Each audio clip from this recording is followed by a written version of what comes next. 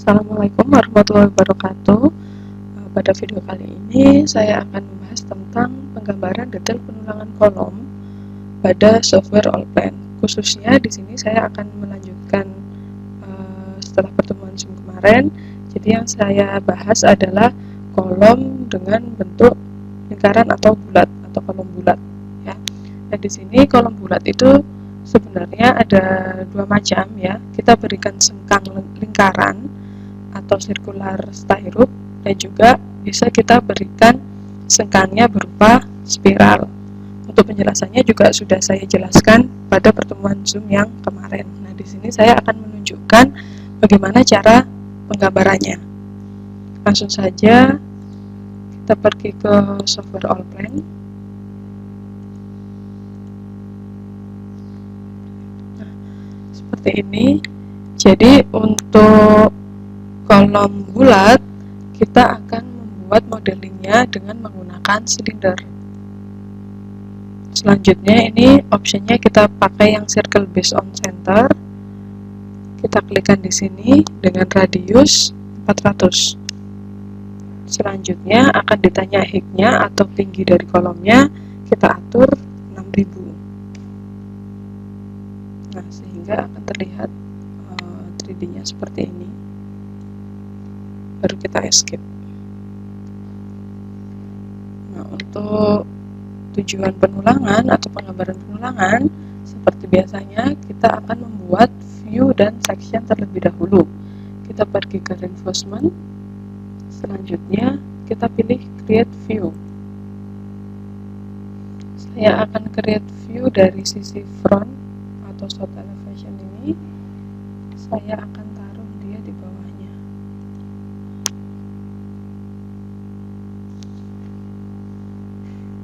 Setelah kita bikin view, selanjutnya kita akan buat create sectionnya, ya. Di sini saya pilih create section. Kita pilih view yang akan kita buat potongannya. Selanjutnya kita akan gambarkan clipping path-nya. Misal saya mulai di sini. Nah, di sini terlihat kotak kuning. Ini menunjukkan depth-nya atau kedalaman dari potongannya. Jadi seberapa jauh nanti yang akan kita bisa lihat pada potongan tersebut. Misal saya atur sampai di sini, kemudian saya escape, dan kita tentukan arah penglihatan potongan kita. Baru saya letakkan hasil potongannya di samping kanannya. Oke, kita keluar dari perintah. Selanjutnya untuk tulangan sengkangnya, seperti yang saya bilang tadi, untuk sengkang yang berbentuk lingkaran itu berada di bar shape. Kemudian yang kita pilih bukan lagi styrope close, tapi di sini ada circular styrope. Ini yang kita pilih. Gambarnya nanti seperti ini. Ada tekukannya, ya. Kalau kita centang ini, kalau kita anjek berarti nanti tidak ada hooknya atau tidak ada tekukannya, ya. Ini kita atur seperti ini dulu saja. Kemudian diameternya saya pakai 10, concrete covernya 30, dan juga hook angle-nya saya pakai 90 derajat.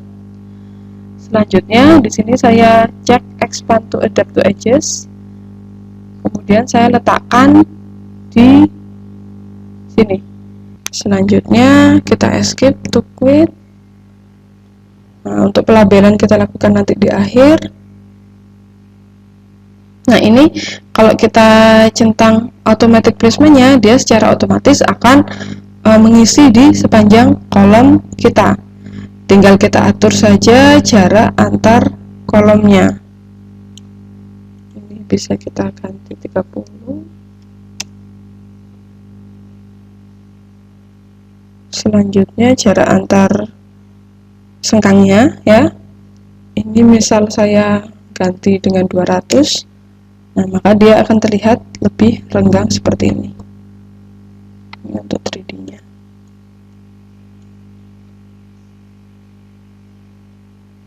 Oke. Selanjutnya kita escape sampai dengan keluar perintahnya.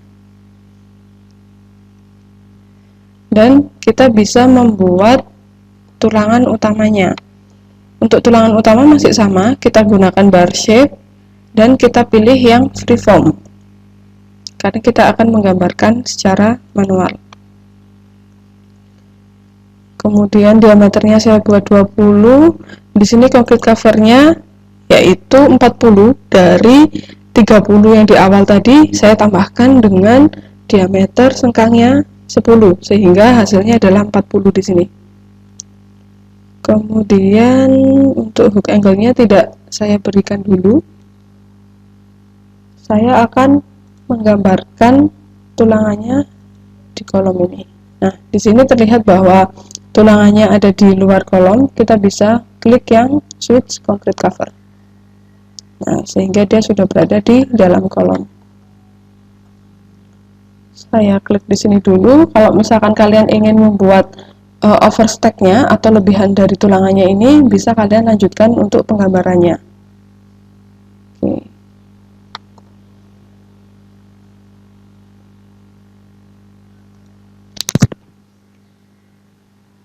Nah, misal seperti ini.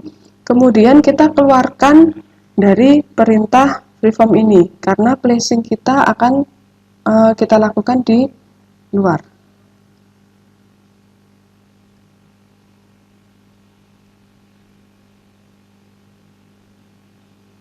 Oke. Untuk placing dari tulangan utamanya, ini kita gunakan special placement seperti saat kita menggambar tapered beam atau balok yang berbentuk trapesium kemarin.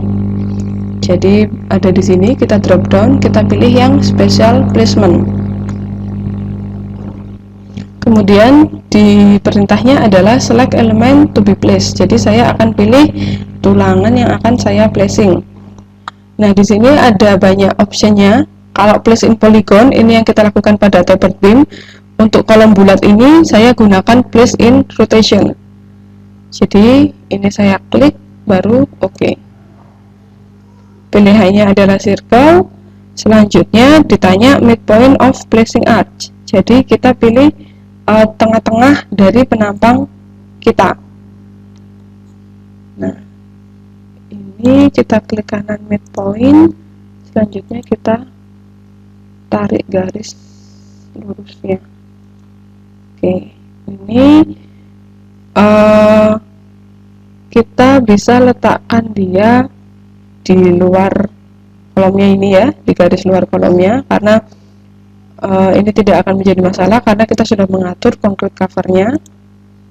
Oke, selanjutnya ini starting angle-nya ini adalah yang menentukan kalau misalkan kita ingin memasang di sepanjang atau di seluruh penampangnya ini, tinggal saja kita klik awalnya di sini, kemudian kita putar 360 derajat seperti ini, baru kita tutup lagi di titik awalnya.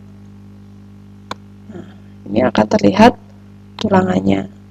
Kenapa tulangannya berbentuk seperti ini, tidak bulat itu ya, karena kita membuat model tulangannya ini ada tekukannya seperti ini.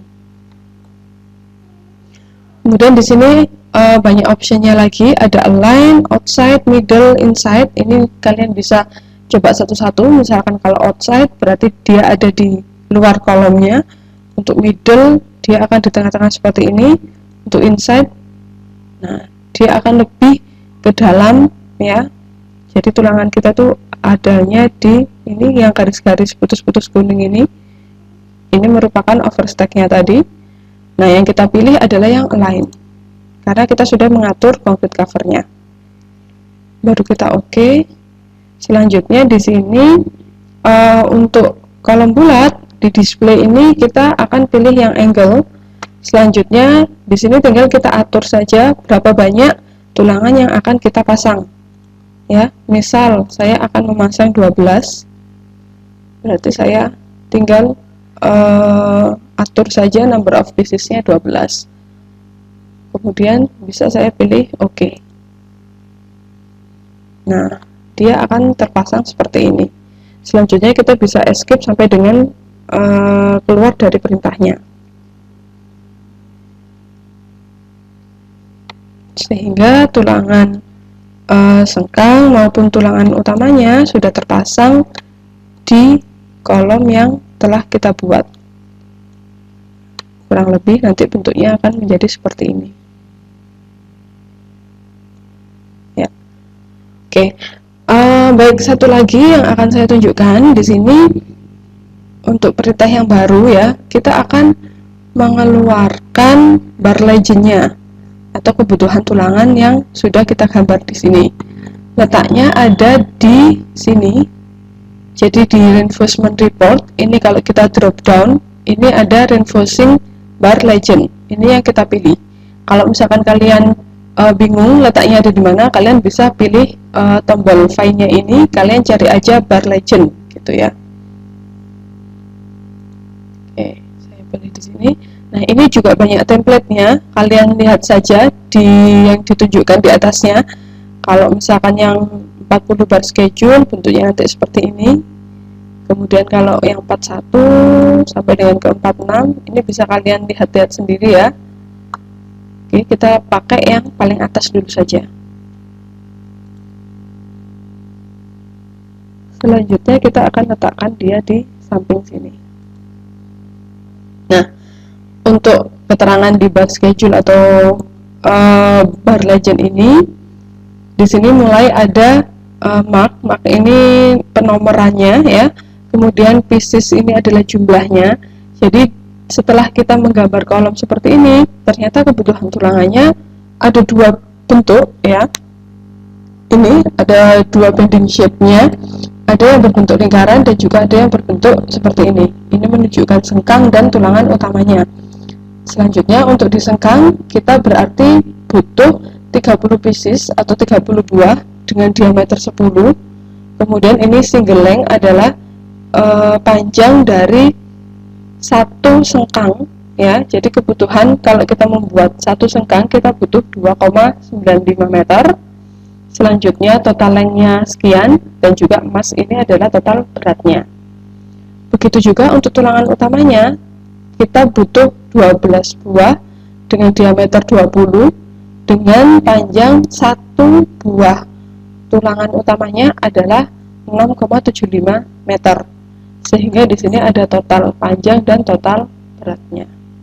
Ini akan berguna sekali jika kita ingin menghitung kebutuhan tulangan kita ya, dan juga nanti hubungannya adalah dengan rencana anggaran biayanya.